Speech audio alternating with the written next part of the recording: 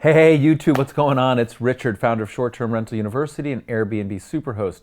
Today's video is why short-term rentals remain the #1 investment in real estate for 2019 and beyond.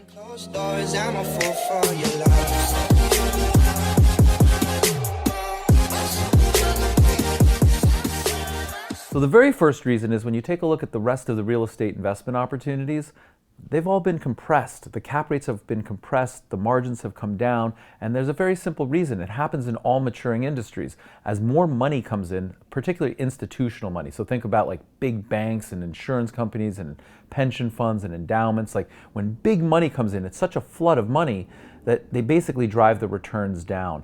To put it in a different perspective, in the world of crypto, people are waiting for that institutional money to come in. It's a lot of small retail people like Charles and I buying crypto, and we're waiting for like the big banks to come in with hundreds of millions of dollars, of billions of dollars. Why? Because it'll drive the prices up.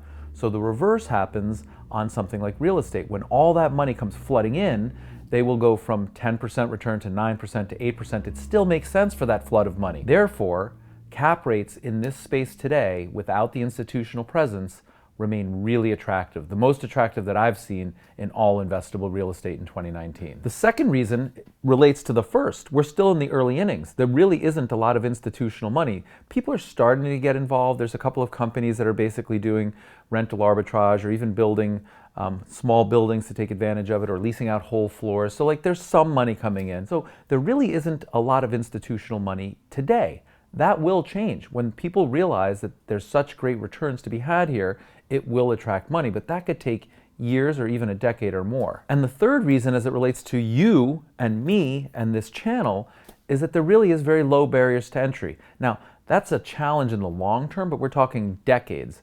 For right now, I'm not suggesting that the #1 investable real estate market is to go build a skyscraper and just merely go assemble $1 billion and get started.